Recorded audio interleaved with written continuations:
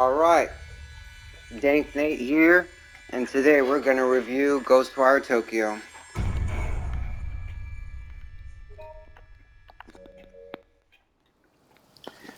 Okay, so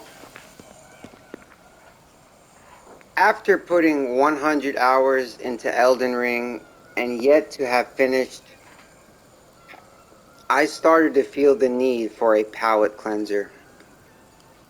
Something to take me away from Elden Ring, but only temporarily. Just enough. Take me away just enough to cleanse my palate, then allow me to slide back into the game with my main goal of becoming the Elden Lord. Well, during that cleanse, I ended up not only clearing my palate, but also cleansing some haunted torii gates in the empty streets of Japan in the beautiful world of Ghostwire Tokyo. Now, I have just recently finished the game, and I will proceed to do my best to review it. Alright. The game is a unique take on the Japanese paranormal, ranging from headless schoolgirls to the ancient kappa from ancient Japanese lore. I love the haunted feel of the Japanese streets, with all the tall buildings and the joy of jumping from one to another.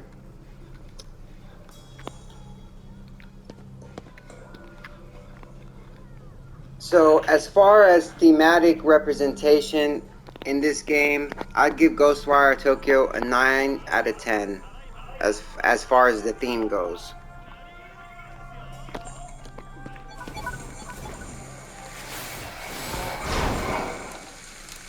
So 9 out of 10 for theme. Beautiful Tokyo streets, haunted. I like it. I like it. Okay, so I guess we could talk about the graphics next.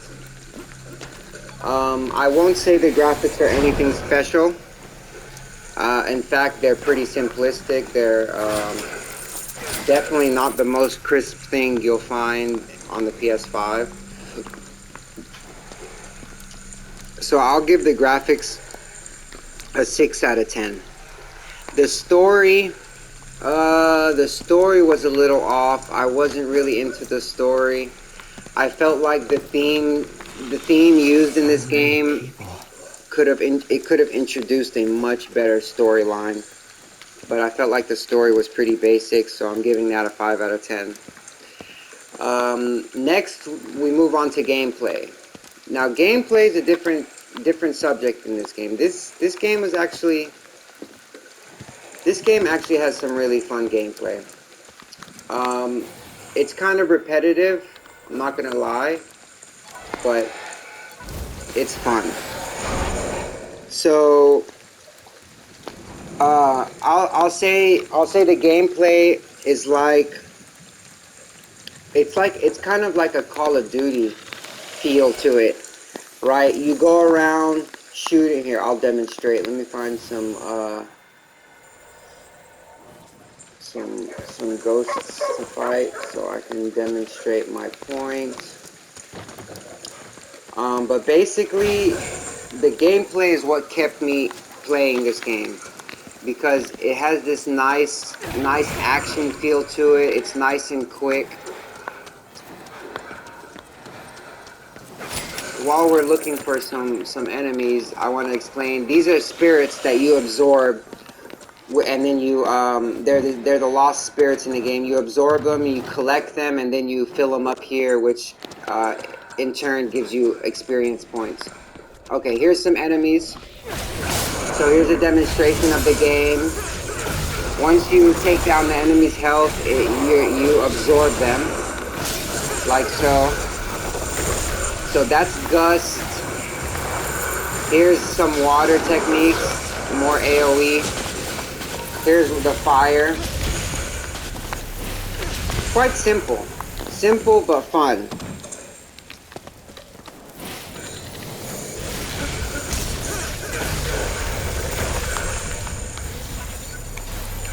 Okay, so I think you've seen. So the game has this very fun aspect to it. You use elemental powers to fight haunted enemies such as headless schoolgirls and the worker force people in suits and stuff. But so it has a nice feel to it when when blasting enemies with your elemental powers. Your fingers are the gun. Your magic is the ammo. I'll have to give the game a 10. Only reason it's not a 10 out of 10 is because of the repetitive nature and honestly the lack of unique magic. Having fire, water, and wind magic is cool, but it's not enough. Honestly, it seems extremely limited and lacking depth.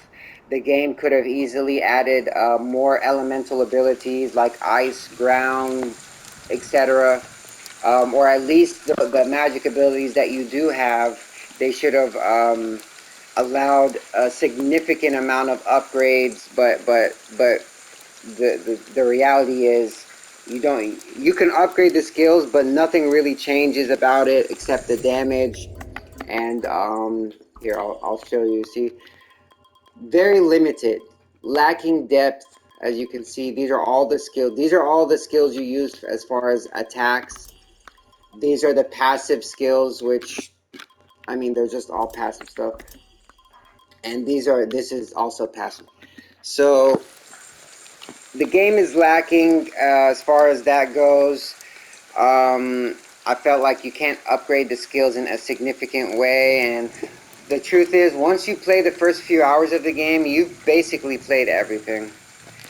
So I'm going to review this game. My final review for Ghostwire Tokyo will be a 7.5 out of 10.